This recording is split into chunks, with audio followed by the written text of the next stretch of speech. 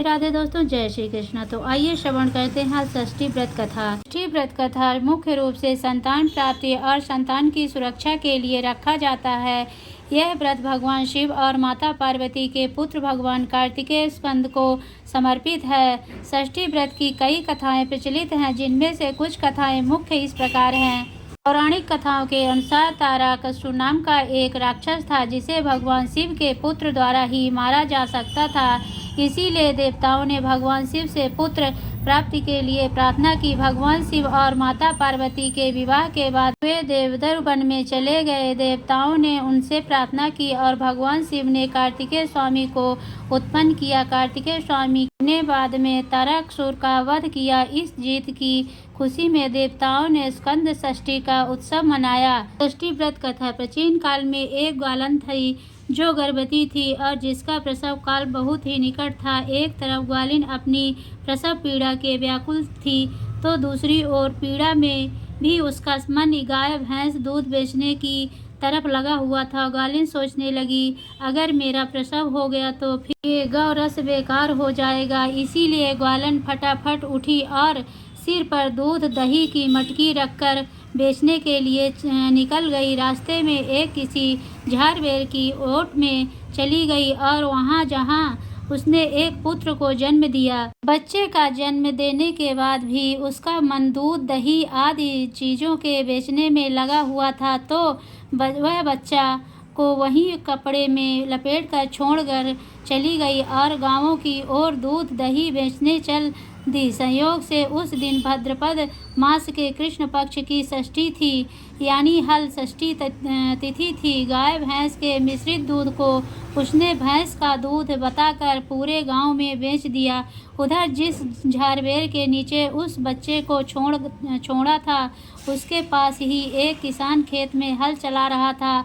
अचानक से किसान के बैल भड़क गए और हल का फाड़ बच्चे के सिर में घुस गया, जिसके कारण बच्चे की मृत्यु हो गई। मरे हुए बच्चे को देखकर किसान बहुत दुखी हुआ और उसने हिम्मत से काम लेकर उसी झारवेर के कांटे से ही बच्चे को टाँके लगा दिए और वही छोड़ चला गया। जब ग्वालिन सारा दूध दही बेचकर अपने बच्चे के पास आई तो बच्चे को मरा हुआ देखा। बच्चे को इस अवस्था में देखकर वह समझ गई कि यह सब उसके ही पाप की सजा है। मन ही मन अपने आप को कोसने लगी कि अगर असत्य बोलकर दूध न बेचा होता और गांव की महिलाओं का धर्म नष्ट न किया होता तो मेरे बच्चे की यह दशा न होती। उसने गांव वालों को सारी सच्चाई बताकर प्रायश्चित करने के बारे में विचार किया। ग्वालिन तुरंत उठी और गांव की महिलाओं को सारी बात बताकर माफ़ी मांगने लगी और इस करतूत के बाद मिले दंड के बारे में बताने लगी। गांव की महिलाओं को ग्वालिन पर रहम आ गया और उस पर रहम खाकर क्षमा कर दिया और आशीर्वाद दिया। जब ग्वालिन गांव से निकलकर वापस अपने बच्चे के पास पहुंची तो उसका बच्चा जीवित हो गया था। उसने ईश्वर का बहुत धन्यवाद कहा और आगे से फिर झूठ न बोलने की प्राण प्रतिष्ठा ली और कि अब के बाद कभी झूठ नहीं बोलूँगी। तो हे हलषष्ठी माता, जैसे आपने ग्वालिन के बच्चे को जीवित किया वैसे सब पे अपनी कृपा बनाए रखना। बोलो हलषष्ठी माता की जय। ओम जय शिवे ओमकारा, स्वामी जय शिवे ओमकारा, ब्रह्मा विष्णु सदा शिवे हरदांगी दारा। ओम जय शिवे ओमकारा, एकानन चतुरानन पंचानन राजे, हंसासन करुणासन वृषवाहन साजे। ओम जय शिव ओमकारा, दो भुज चार चतुर भुज दस भुज अति सोहे, त्रिगुण रूप निरखता त्रिभुवन जन मोहे। ओम जय शिव ओमकारा, अक्षय माला वन माला मुंड माला धारी, त्रिपुरारी कंसारी कर माला धारी। ओम जय शिव ओमकारा, श्वेतांबर पीतांबर बागांबर अंगे, क्षणिकाधिक करुणाधिक भूताधिक संगे। ओम जय शिव ओंकारा।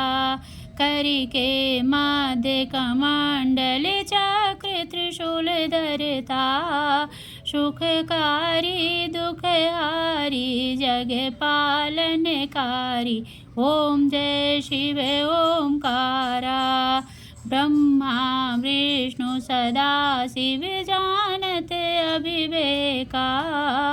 दुकटव दो मारे सुर भयहीन करे। ओम जय शिव ओंकारा। लक्ष्मी सावित्री पार्वती संगा। ओम जय ओंकारा। पार्वती अर्धांगी शिवलहरी गंगा। ओम जय शिव ओंकारा। पर्वत शो है पार्वती शंकर कैलासा। भांग धतूर का भोजन भस्मी में वासा। ओम जय शिव ओंकारा। जटा में गंगा बहत है गले मुंड माला। शेष नाग लिपटावत ओढ़त मृग छाला। ओम जय शिव ओंकारा। काशी में विराजे विश्वनाथ नंदी ब्रह्मचारी।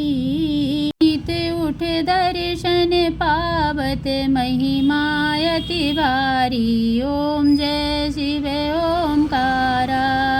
त्रिगुण स्वामी जी की आरती जो कोई नर गावे।